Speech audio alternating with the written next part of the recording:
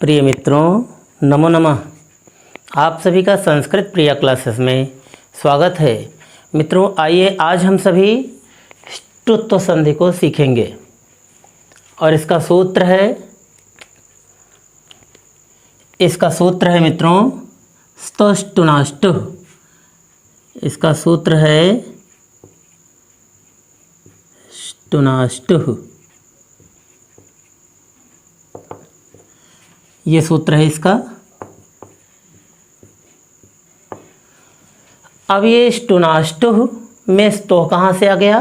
तो स्तोह की अनुवृत्ति हो गई है पिछले सूत्र से, तो ष्टुत्व संधि से ये स्तोह आ गया। तो स्तोह का अर्थ है कि ये सकार यानी दंत सकार और तवर्ग। तवर्ग का अर्थ है त थ द ध न से। और ष्टुना बराबर क्या होता है? तो सकार यानी मूर्धा स और टवर्ग। टवर्ग में कितने वर्ण होते हैं? तो 5 वर्ण होते हैं, ट ठ ड ढ और ड। इसी प्रकार से ष्टुः बराबर हो जाता है सकार यानी मूर्धा स और टवर्ग। टवर्ग का अर्थ है ट ठ ड ढ ड से। जैसे अब इस सूत्र में क्या कहा जा रहा है कि जब ये सकार यानी जब इस आधा स यानी दंत स और त वर्ग से इस सकार यानी मूर्धा स और ट वर्ग का योग होता है, तो इस सकार का यह सकार यानी मूर्धा स हो जाता है, यानी दंत स का ये सकार हो जाता है मूर्धा स, और इस त वर्ग के स्थान पर ये ट वर्ग के वर्ण हो जाते हैं। तो अब इसका नियम भी ष्टुत्व संधि की तरह है कि जब यहाँ पर जिस ये त वर्गीय वर्ण जिस संख्या के होंगे, ट वर्गीय वर्ण उसी संख्या के होंगे। जैसे अब यहाँ पर ये त का ट हो जाएगा, त का ट, और ये थ का ठ, द का ड और ध का ढ और न का ड़ हो जाता है। अब ये ज़रूरी नहीं है कि पूर्व पद में त मिले या पूर्व पद में ट मिले, कहीं भी मिल जाए, चाहे इस पद में मिल जाए चाहे उस पद में मिल जाए, दोनों ही हाल में इसका यहाँ पर ये ट वर्ग में बदल जाते हैं। तो आइए उदाहरण के माध्यम से हम इसको सीखते हैं। जैसे यथा मीन्स होता है जैसे, रामस धन टीकते। जैसे रामस धन टीकते, तो यहाँ पर देखिए मित्रों, सकार का इस ट वर्ग से यानी इस सकार का इस ट वर्ग से योग हुआ है, मेल हुआ है। तो अब यहाँ पर इस सकार का ये सकार यानी कि दंत स का मूर्धा स हो जाता है।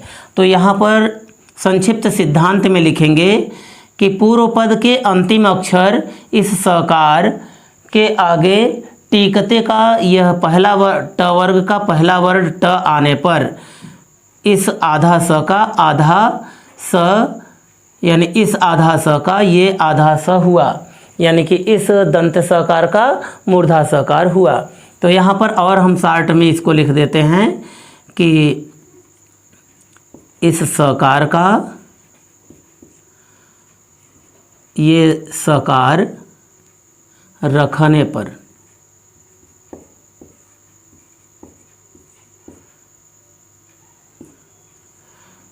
पर क्या हुआ? तो अब यहाँ पर लिखेंगे बराबर रामस, क्योंकि ये आधा स का ही आधा स हुआ है, तो यहाँ पर रामस टीकते, ऐसे हम लिख देंगे इसको, रामस टीकते, इस तरह से। ठीक उसी प्रकार से आइए दूसरा उदाहरण देखते हैं। जैसे पेश धन, पेश में ये सकार होता है, पेश, तो यहाँ पर ये पेश में सकार हो जाता है। पेश का अर्थ होता है पीसना, ये पेश धातु है। तो अब यहाँ पर इस ता से, यानी इस सकार का त से योग होने पर, तो अब इस त को हम बदलेंगे, त को बदलेंगे इस ट में। तो यहाँ पर सकार का, तो सकार का योग त से होने पर, यानी सकार का योग इस तकार से होने से यहाँ पर इस त का ट में परिवर्तन हो जाएगा। तो यहाँ पर लिखेंगे स का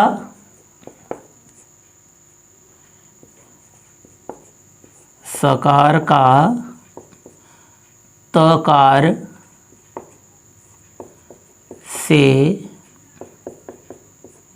योग होने पर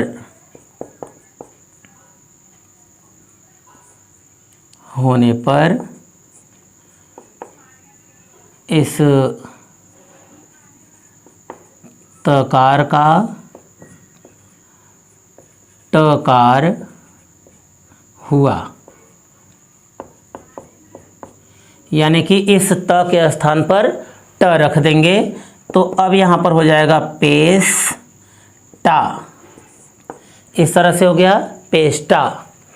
अब यहाँ पर हम दूसरा उदाहरण देखते हैं, जैसे तत धन टीका। तो अब यहाँ पर तत धन टीका, इस तकार का ट से योग हुआ, यानी त के आगे इस ट के आने पर, यानी इस तकार के आगे यह ट वर्ग का पहला अक्षर यानी ट आने पर इस त का ट हुआ। तो यहाँ पर लिखेंगे कि आधा त का आधा ट रखने पर, या आधा ट हुआ, ऐसे लिख देंगे हुआ। ऐसे भी लिख सकते हैं उसको, तो हम इसी तरह से लिख दिए।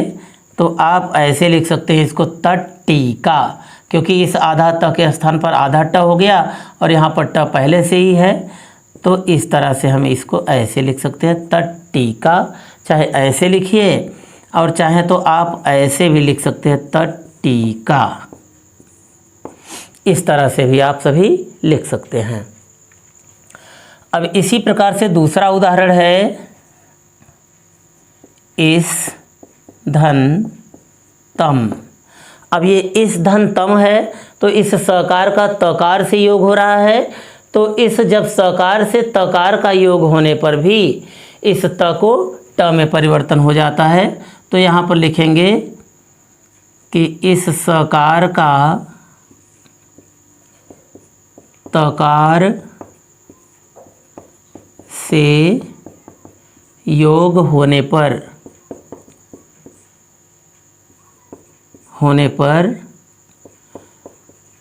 तकार का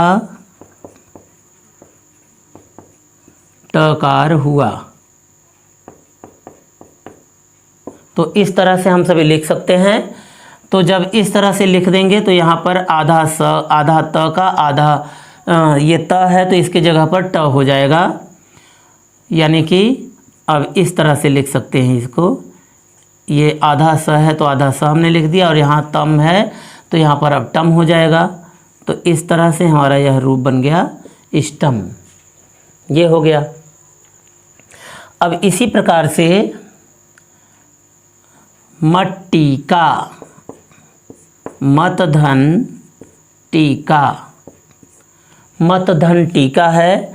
तो अब यहाँ पर आधा त का, अब यहाँ आधा त का योग ट से हो रहा है, तो इस त के स्थान पर ट हो जाएगा।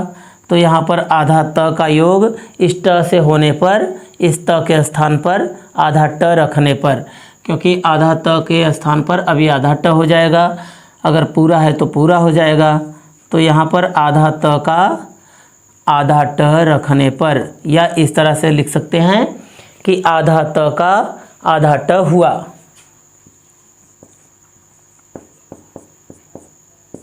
तो इस तरह से हो जाएगा मट्टीका बराबर मट्टीका। तो इस तरह से यह शब्द तैयार हो गया मट्टीका। तो आइए अब दूसरा उदाहरण देखते हैं, जैसे दृश्य धन तह। तो अब यहाँ पर देखिए इस सकार का योग इस त से हो रहा है, तो अब यहाँ पर भी यह बाध्यता नहीं है कि यहाँ पर ये त पहले ही पूर्व शब्द में ही आएगा। इसका योग होने पर चाहे यह पहले भी आ सकता है, कभी कभी बाद में भी आ जाता है, तो भी हम इस त वर्ग के स्थान पर ट वर्ग कर देते हैं। तो यहाँ पर लिखेंगे आधा, ये त का ट रखने पर या त का ट हुआ, इस तरह से भी कह सकते हैं इसको। तो बराबर ये हमारा हो जाएगा दृष्टः। तो इस तरह से दृष्टः शब्द तैयार हो गया।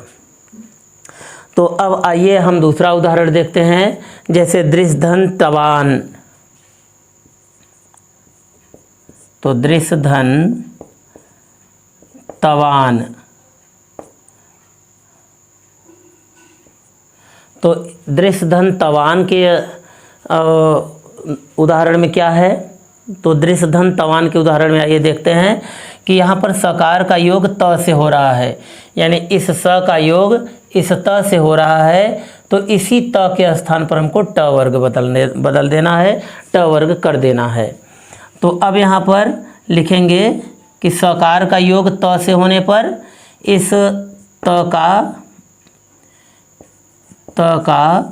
ट हुआ, या त का ट रखने पर, तो इस तरह से यहाँ पर हो जाएगा दृष्टवान। तो ये दृश्य इस तरह से हो गया आधा सा, और यहाँ पर तवान के स्थान पर अब टवान हो जाएगा। तो यहाँ पर हम लिखेंगे दृष्टवान। तो इस तरह से हमारा यह तैयार हो गया दृष्टवान। इसी प्रकार से है उदाहरण कि उद्धन डयनम।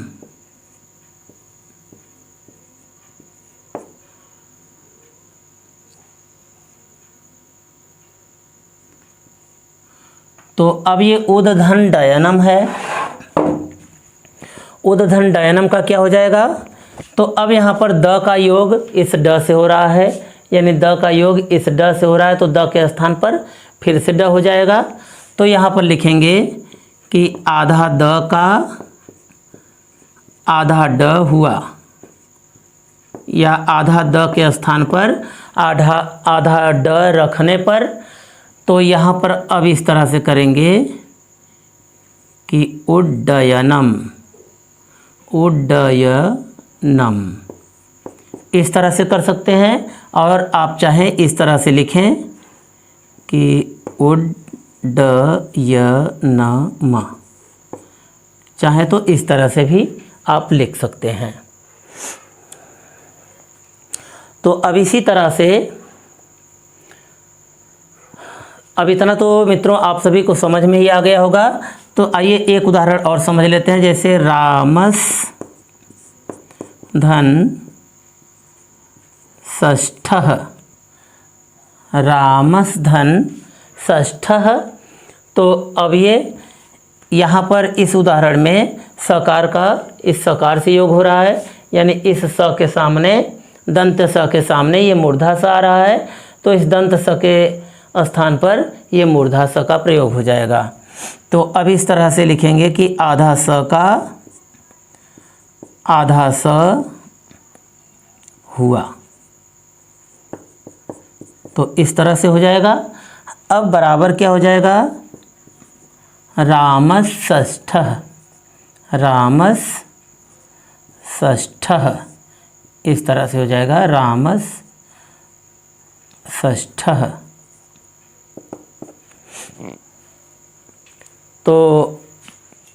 तो आशा है कि मित्रों आप सभी को ये ष्टुत संधि अच्छे से समझ में आ गया होगा।